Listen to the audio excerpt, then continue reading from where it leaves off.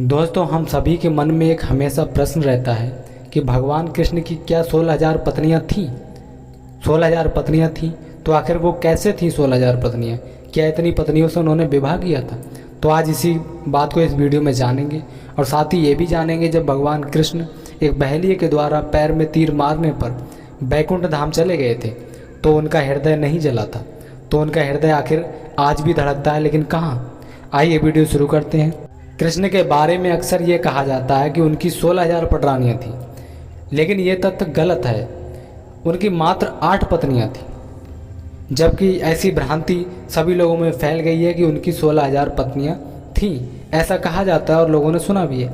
कृष्ण की जिन 16,000 पटरानियों के बारे में कहा जाता है, दरअसल वे सभी भौमासुर, जिसे नरकासुर भी कहते हैं, उसके यहाँ पर बंधक बनाई गई थी, जिनको श्री कृष्ण ने मुक्त करवाया था। ये महिलाएं किसी की माँ थी, किसी की बहन तो किसी की पत्नी थी, जिनको भौमासुर ने अपहरण करके ले गया था और भगवान कृष्ण ने उनसे युद्ध करके उन्हें छुड़वाया था। दरअसल ब्रह्म वैवर्त पुराण, गीत गोविंद और जनश्रुतियों में इसका जिक्र है कि राधा, ललिता आदि उनकी प्रेमिकाएं थीं। राधा की कुछ सखियां भी कृष्ण से प्रेम करती थीं, जिनके नाम हैं चित्रा, सुदेवी, ललिता, विशाखा, चंपकता, तुंग, विद्या, इंदुलेखा, रंग देवी और सुदेवी। ब्रह्म वैवर्त पुराण अनुसार कृष्ण की कुछ ही प्रेमिकाएं थीं, जिनके नाम इस तरह हैं: चंद्रावली, श्यामा, सैव्या, पद्मा, राधा, ललिता, विशाखा तथा भद्रा। माना जाता है कि ललिता नाम की प्रेमिका को मोक्ष नहीं मिल पाया था, तो बाद में उसने मीरा के नाम से जन्म लिया था, जिसे हम किताबों में पढ़ते हैं। उसी मीरा के नाम से जन्म लिया था उसने। श्री कृष्ण की प्रेम का, राधा का जिक्र महाभारत में कहीं भी नहीं मिलता है। इसके अलावा सबसे पुराने हरिवंश और विष्णु पुराण में भी राधा का जिक्र नहीं मिलता है। भागवत पुराण में भी राधा का जिक्र नहीं है। ब्रह्म वैवर्त पुराण के बारे में कहा जाता है कि संभवतः ये चाणक्य या गुप्त काल में लिखा गया था। भगवान श्री कृष्ण का दिल हिंदू धर्म के बेहद पवित्र स्थल और 4 धामों में से एक जगन्नाथपुरी की धरती को भगवान विष्णु का स्थल माना जाता है। जगन्नाथ मंदिर से जुड़ी एक बहुत ही रहस्यमयी कहानी प्रचलित है। स्थानीय मान्यताओं के अनुसार कहते हैं कि इस मूर्ति के भीतर भगवान कृष्ण का दिल का एक पिंड रखा हुआ है, जिसमें ब्रह्मा जी विराजमान हैं।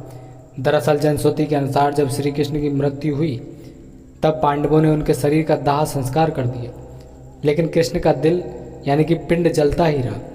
ईश्वर के आदेश अनुसार पिंड को पांडवों ने जल में प्रवाहित कर दिया और उस पिंड ने लट्ठे का रूप ले लिया।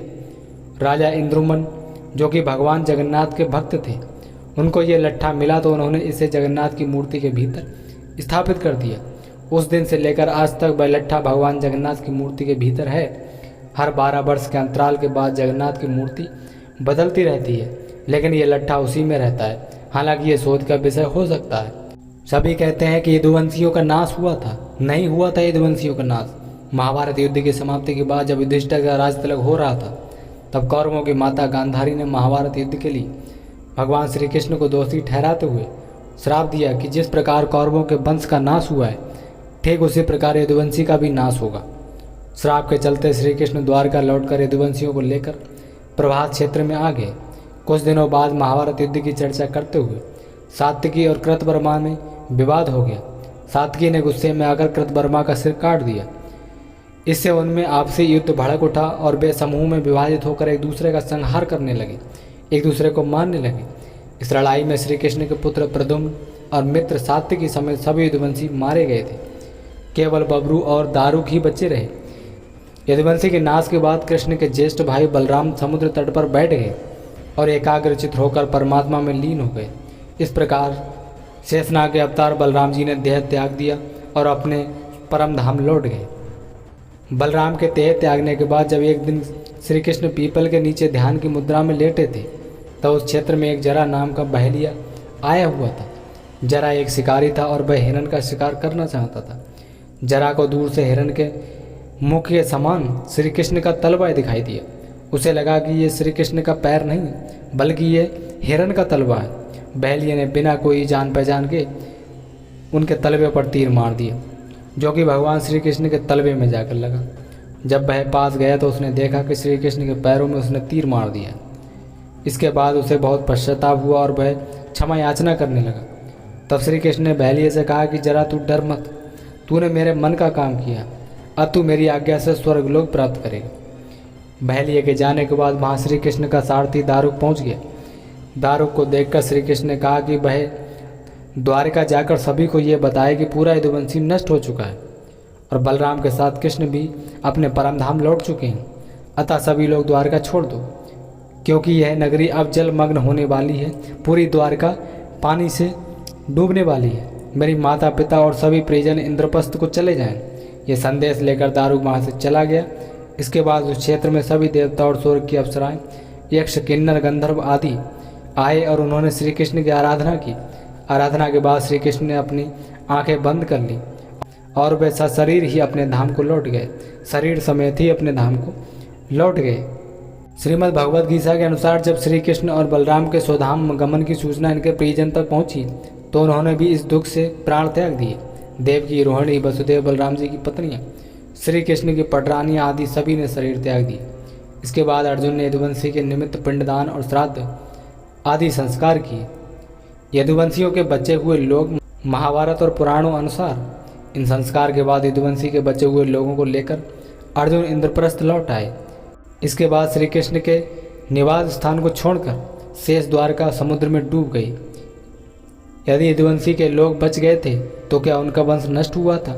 श्री कृष्ण के स्वधाम लौटने की सूचना पाकर सभी पांडवों ने भी हिमालय की ओर यात्रा शुरू कर दी। इसी यात्रा में ही एक एक करके पांडव भी शरीर का त्याग करते गए। अंत में युधिष्ठिर स्वर्ग पहुँचे थे। क्या आप जानते हैं रामायण में वानर राज बाली ही तो वो बहलिया था जिसने भगवान कृष्ण के पैर में तीर मारा था। पौराणिक मान्यताओं के अनुसार प्रभु ने त्रेता में राम के रूप में अवतार लेकर बाली को छुपकर तीर मारा था।